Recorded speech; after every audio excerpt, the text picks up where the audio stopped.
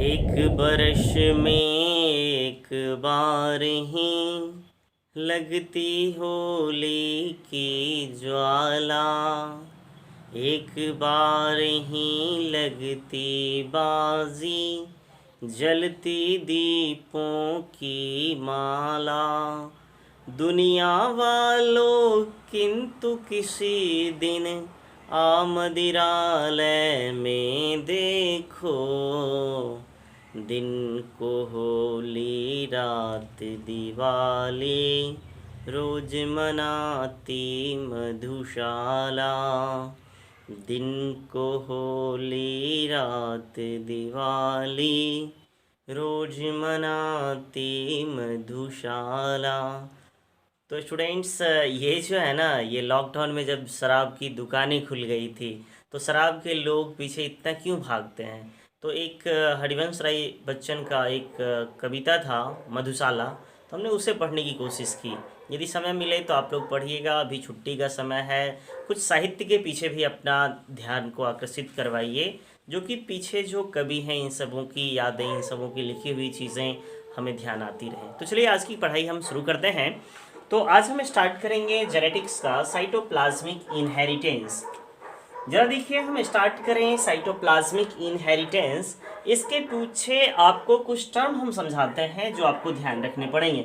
जैसे मान लीजिए ये आपका सेल है, ये सेल और ये सेल का न्यूक्लियस, और ये न्यूक्लियस के अंदर ये क्रोमेटिन नेटवर्क, यानी हम बात करें ये रहा अपना डीएनए, और यही आगे जाकर के बनाता है क्रोमोसोम। यानी हम बात करें ये क्रोमोसोम कहिए, इसी में जीन होते हैं, ये सारे की बात करें। अब देखिए बाद बाकी जो यहाँ पे बच गया ये सारे हैं यहाँ पर साइटोप्लाज्म, ये हैं साइटोप्लाज्म। अब देखिए इस साइटोप्लाज्म में भी अपना जीन होता है, और हम बात करें इस क्रोमोसोम में भी अपना जीन होता है। क्लियर है क्या? अब देखिए वो जीन जो साइटोप्लाज्म में होता है ये कहलाता है साइटोप्लाज्मिक जीन, है ना, साइटोप्लाज्मिक जीन या फिर साइटोजीन, ये कहलाएगा अपना साइटोप्लाज्मिक जीन या फिर साइटोजीन। और जो डीएनए यानी क्रोमोसोम में रहता है ये कहलाता है कैरियोजीन। यानी हम बात करें ये जो इनहेरिटेंस है ह्यूमन के अंदर या फिर कोई भी एनिमल के अंदर या कोई भी लिविंग के अंदर, जो एक जनरेशन से दूसरे जनरेशन में जो कैरेक्टर जाते हैं वो न किसी जीन के ही थ्रू जाते हैं, चाहे वो जीन साइटोप्लाज्म में रहे या चाहे वो जीन डीएनए यानी क्रोमोसोम में रहे। जब वो जीन न्यूक्लियस के पास होता है, इट मीन्स ये अपना न्यूक्लियस हुआ, और इस न्यूक्लियस के पास जो जीन रहता है वो कहलाता है कैरियोजीन, और जो साइटोप्लाज्म में रहता है वो कहलाता है साइटोजीन। तो आइए यहाँ पे दो टर्म समझाए, एक आपको बताए कैरियोजीन, एक बताए कैरियोजीन। तो हम बोलेंगे कैरियोजीन क्या होगा, तो हम बोलेंगे which type of gene are present in nucleus, यानी हम कहेंगे प्रेजेंट इन न्यूक्लियस, यानी वो जीन जो न्यूक्लियस में प्रेजेंट होंगे, प्लस का मतलब उपस्थित होना, एंटी का मतलब प्रेजेंट, यानी वो जीन जो प्रेजेंट रहेंगे न्यूक्लियस के अंदर वो कहलाएगा अपना कैरियोजीन। देन दूसरा आपको हम बताए साइटोजीन। ये साइटोजीन क्या होता है, which type of gene are present in the cytoplasm, present in cytoplasm. यानी हम बात करें ये जीन आपके पास दो तरह के हो सकते हैं, या तो साइटोजीन के थ्रू कैरेक्टर का इनहेरिटेंस होगा यानी ट्रांसफर होगा, या फिर कैरियोजीन के थ्रू होगा। अब जरा देखिए अभी तक जो हम पढ़ रहे थे वो सारे कैरियोजीन के बारे में पढ़ रहे थे। अब देखिए साइटोप्लाज्मिक जीन को जरा सोचिए। अब इसके अंदर आप जानते हैं माइटोकॉन्ड्रिया होता है, और आपको याद होगा क्लास 11th में आपने माइटोकॉन्ड्रिया पढ़ा था सेल बायोलॉजी में, और माइटोकॉन्ड्रिया के पास अपना डीएनए होता है। जरा देखिए इसके पास क्या है, अपना डीएनए है।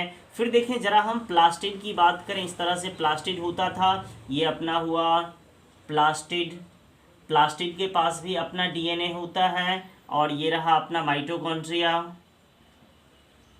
इसके पास भी अपना डीएनए होता है। यानी हम बात करें यहाँ से तो आपको ये समझ में आएगा सर न्यूक्लियस वाले डीएनए को छोड़ करके जो साइटोप्लाज्म वाले पार्ट में जो भी सेल ऑर्गेनल होते हैं कुछ के पास अपना डीएनए होता है, अपना डीएनए होता है और इसके थ्रू जो कैरेक्टर का ट्रांसफर होगा वही क्या कहलाएगा भाई, साइटोजिन। अच्छा एक चीज बताइए, जब गैमिट का फॉर्मेशन होता है तो इसमें होता है मियोसिस, इस सब में तो नहीं होता है। चलिए ये चीज आपको हम बताएं, दो चीज कंसेप्ट क्लियर है। तो चलिए हम आपको ये साइटोप्लाज्मिक जीन के डेफिनेशन की तरफ लेके चलते हैं। हम कहेंगे which type of gene are controlled by the cytoplasmic gene और cytogene, that is called cytoplasmic inheritance. Clear है क्या? देखेंगे यहाँ पे आपको डेफिनेशन लिखा हुआ, इसका हिंदी मीनिंग समझें तो वो कैरेक्टर जो अपनी नेक्स्ट जनरेशन में साइटोप्लाज्मिक जीन के द्वारा जाता है, साइटोप्लाज्म के द्वारा जाता है, यही फेनोमेना, यही कैरेक्टर क्या कहलाएगा, साइटोप्लाज्मिक इनहेरिटेंस। जरा देखिए इसको हम लिखाए हैं इनहेरिटेंस, यानी यहाँ से inheritance of character which are controlled by the cytogene और cytoplasm, it is called cytoplasmic inheritance. आपको ये दो चीज समझ में आया होगा, कैरियोजीन और ये अपना हो गया क्या, साइटोजीन। तो चलिए ये चीज हम दिखाए, अब आपको ये हम मिटाते हैं और इससे हम आपको आगे लेकर के चलते हैं। देखिए इसके कुछ कैरेक्टर ये लोग आप लोग लिख लीजिएगा इसको। अब जरा देखिए इसके आगे जरा एक चीज आप सोचिए, आपको पता होगा जैसे हम बात करें मेल की, हम बात करें एक, आप जानते हैं एक रिप्रोडक्शन के लिए मेल गैमीट का होना जरूरी है और दूसरा फीमेल गैमीट का होना जरूरी है। यानी यहां से देख रहे हैं मेल गैमीट और फीमेल गैमीट। आपको यहां तक पता होगा अधिकांशतः मैक्सिमम ऑर्गेनिज्म जो होते हैं उसके एग के पास साइटोप्लाज्म होता है और उसका न्यूक्लियस। देखिए जनरली आप ये जानते हैं, इन जनरल केस अधिकांशतः में मैक्सिमम आप जानते हैं जो फीमेल गैमीट जो ओवम होते हैं या फिर एग होता है, इसके पास साइटोप्लाज्म ज्यादा होता है, मैक्सिमम होगा। और जब साइटोप्लाज्म मैक्सिमम होंगे तो यहाँ बाबू साइटोजीन तो रहेगा ही, यहाँ साइटोजीन रहेंगे। बट अब मेल गैमीट की बात करें, मेल गैमीट इसके रिस्पेक्टिवली काफ़ी छोटा होता है और छोटा होने के कारण आप ये जानेंगे ये अपना रहा मेल गैमीट। इसमें आप जरा देखेंगे इसमें साइटोप्लाज्म या तो एब्सेंट होगा या तो बहुत ही कम होगा। यानी हम बात करें साइटोप्लाज्म कम है, इसका मीनिंग ये हुआ सर इसके पास साइटोजीन एब्सेंट होंगे। इसका मतलब ये हुआ, यहां से आप एक चीज समझ गए सर, साइटोजीन हमेशा फीमेल गैमीट के थ्रू ट्रेवल करेगा, यानी मेल गैमीट ये सो नहीं करेगा। इसका मतलब ये cytoplasmic inheritance is expressed by the female gamete. यानी हम यहां से कहेंगे cytoplasmic inheritance is expressed by the या controlled by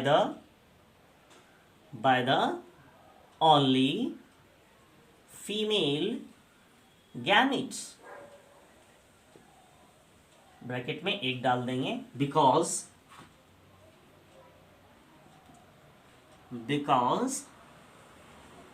the cytoplasm is present in only male gamete.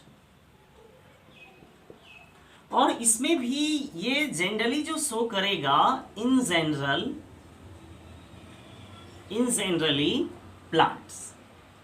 हम बात करें ये जो है ना, ये एनिमल में बहुत कम शो होता है cytoplasmic inheritance. Cytoplasmic inheritance in general जो है प्लांट्स के अंदर होता है। चलिए आप लोग ये डायग्राम भी बनाइएगा। चलिए अगला डायग्राम आपको हम कुछ सिखाते हैं, इसको मिटा दें बाबू, आप लोग बना लीजिएगा रोक करके video.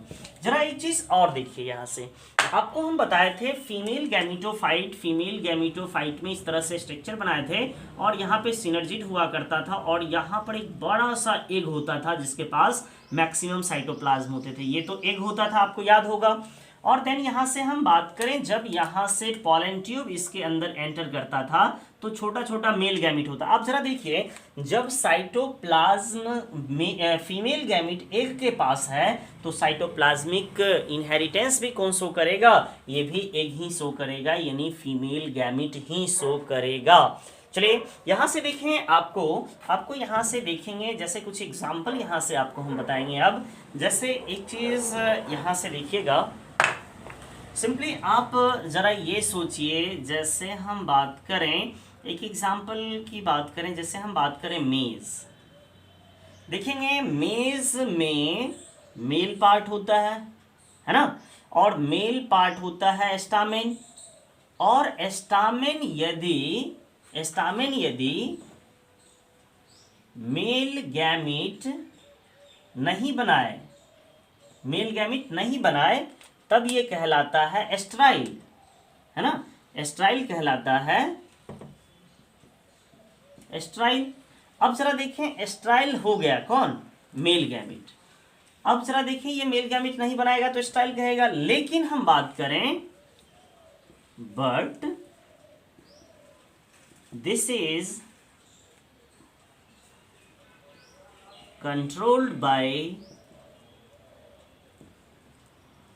the cytoplasm of female gamete या फिर साइटोप्लाज्म ऑफ एग। देखिए आपको क्या बताएं, यहाँ से हम बताएं मेज का जो एस्ट्राइल कंडीशन होते हैं, यानी स्टेमिनोड जो होते हैं, वो मेल गैमिट का फॉर्मेशन नहीं करेगा।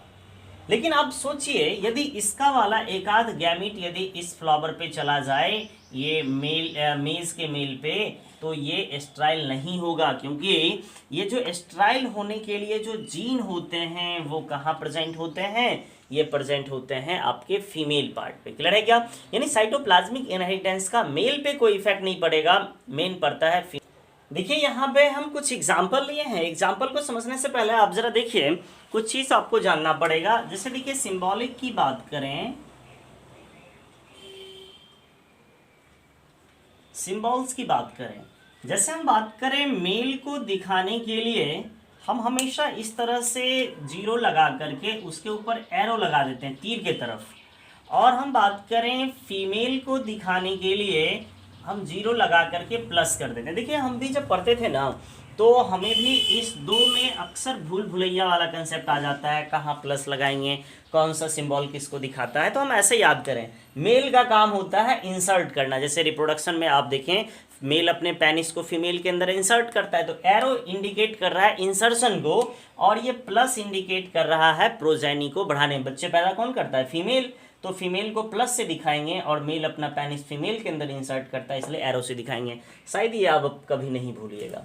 तो देखेंगे यहाँ से आपको हम बताया, जो साइटोप्लाज्मिक इनहेरिटेंस जो है ये फीमेल के थ्रू कंट्रोल होता है। मेनली फीमेल ही इसे एक्सप्रेस करती हैं, यानी फीमेल का साइटोप्लाज्म ही एक्सप्रेस करता है, इसलिए इस तरह के इनहेरिटेंस का नाम देते हैं मैटरनल इनहेरिटेंस, जो केवल माता के द्वारा होता है, पिता के द्वारा ये कैरेक्टर इंडिकेट नहीं होता है।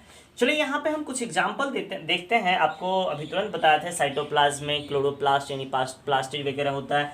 तो हम बात करें मिराबिलिस जलापा जो है, उस मिराबिलिस जलापा के अंदर स्टेम कलर की बात करें, यहाँ से स्टेम कलर, यानी मिराबिलिस जलापा के अंदर स्टेम कलर को जो इंडिकेट करता है ये साइटोप्लाज्मिक इनहेरिटेंस के द्वारा होता है। और इसको सबसे पहले डिस्कवरी जो किया था कॉरेंश नाम का साइंटिस्ट किया था। देखिए जैसे हम बात करें, यहाँ से मेल की बात करें, मेल का जो हम प्लांट, ये प्लांट में जो मेल प्लांट लिए उसका कलर कलरलेस था, पेल कलर था। लेकिन ये फीमेल जो हम लिए, फीमेल का जो ब्रांच का कलर था वो पेल कलर था, कलरलेस था, और मेल का स्टेम था ग्रीन प्लांट। दोनों को क्रॉस कराए तो जरा देखिए यहाँ पे डोमिनेंसी वगैरह वगैरह का कोई कंसेप्ट नहीं आएगा, क्योंकि इसका जो पेल कलर जो था, ब्रांच का कलर, उसका जो जीन था वो साइटोजीन था और था फीमेल के अंदर। तब ये बताइए, ये जब क्रॉस करेंगे तो F1 जनरेशन में आएगा किसके जैसा? मेल के, इसके जैसा या इसके जैसा? तो फीमेल के जैसा। और फीमेल का साइन क्या होता है? ये प्लस वाला। तो यहाँ पे ये दोनों को यदि हम क्रॉस करवाएं, इस दोनों को हम क्रॉस कराएंगे तो नेक्स्ट जनरेशन में यानी F1 जनरेशन में हमें ऑल प्लांट पेल मिलेंगे। क्यों पेल मिलेगा?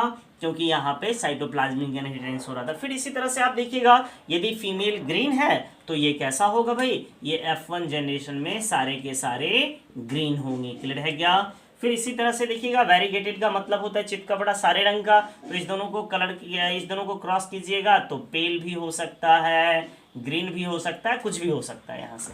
अब जरा देखिए कुछ एग्जाम्पल आपको बताया, जैसे मिराबिलिस जलापा देख लिए। वैसे ही हम बात करें मेल में, यानी मेज के प्लांट में स्टेरिलिटी अभी तुरंत बताए थे, वो किसके द्वारा होता है? साइटोप्लाज्मिक जीन के द्वारा होता है। उसके बाद यहाँ से एल्बिनिस में इन प्लांट, जैसे आप देखेंगे कुछ लीफ ऐसे होते हैं जो उजला उजला मतलब उजला ही हो जाता है बिल्कुल, वो किसके कारण कंट्रोल होता है? क्लोरोप्लास्ट के जीन से। इसी तरह से पिटाइल ऑफ ईस्ट, ये माइटोकॉन्ड्रिया के थ्रू होता है। फिर जाके आप देखें इनहेरिटेंस एक मेज में होता है, लोजाप, और साथ ही साथ यहाँ से पोके इनहेरिटेंस इन न्यूरोस्पोरा, ये जो होता है माइटोकॉन्ड्रिया के अंदर होता है। तो आप इसको थोड़ा लर्न कर लीजिएगा, याद कर लीजिएगा।